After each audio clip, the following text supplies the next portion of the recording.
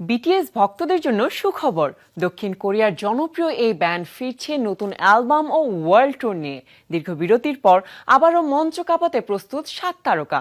ব্যান্ডটির সদস্যদের সামরিক দায়িত্ব শেষ হওয়ার পর প্রথমবারের মতো লাইভ স্ট্রিমে এসে এই ঘোষণা দিল দলটি। জানা গেছে চলতি মাসে যুক্তরাষ্ট্রে গিয়ে নতুন গানের কাজ শুরু করবেন তারা। বিটিএস ফিরছে। এতদিন ভক্তরা যে খবরের অপেক্ষায় ছিলেন, এসেছে সেই মুহূর্ত। প্রায় 3 বছর পর দক্ষিণ কোরিয়ার জনপ্রিয় ব্যান্ডটি 7 সদস্য একত্র হয়ে ঘোষণা দিলেন নতুন অ্যালবামের কাজ শুরু করছেন তারা। 2026 গ্রীষ্মে মুক্তি পাবে বিটিএস এর সেই কাঙ্ক্ষিত অ্যালবাম। একই সময় সঙ্গীত সফর শুরু করবে এই জনপ্রিয় কে-পপ ব্যান্ড। সম্প্রতি ফ্যান প্ল্যাটফর্ম ওয়েভার্স লাইভে এসে এই ঘোষণা দেন বিটিএস এর সদস্যরা।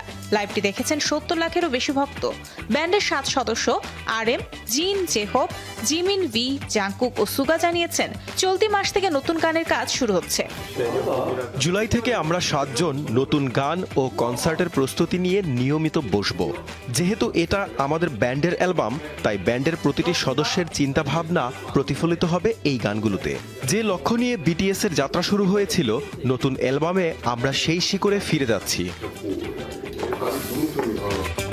এদিকে জানা গেছে অ্যালবামটি প্রকাশ উপলক্ষে সঙ্গীত সফরে শুরু করবে দলটি। নতুন অ্যালবাম প্রকাশের পর আমরা একটি ওয়ার্ল্ড ট্যুরের পরিকল্পনা করছি। বিশ্বের বিভিন্ন শহরে পারফর্ম করব আমরা। দয়া করে সেই সময় পর্যন্ত ধৈর্য ধরুন। প্রায় 3 বছর বন্ধ ছিল বিটিএস এর কার্যক্রম। দক্ষিণ কোরিয়ার জনপ্রিয় এই ব্যান্ডের 7 সদস্যের সবাই ছিলেন বাধ্যতামূলক সামরিক প্রশিক্ষণে।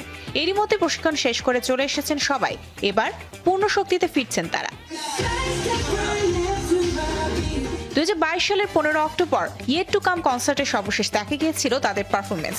সেখানে সদস্যরা প্রতিশ্রুতি দিয়েছিলেন ফিরে এসে চমৎকার সব গান উপহার দেবেন।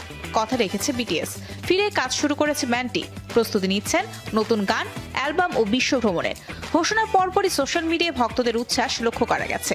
বিটিএস এর এই প্রত্যাবর্তনকে ভক্তরা বলছেন একটি যুগের ফিরে আসা।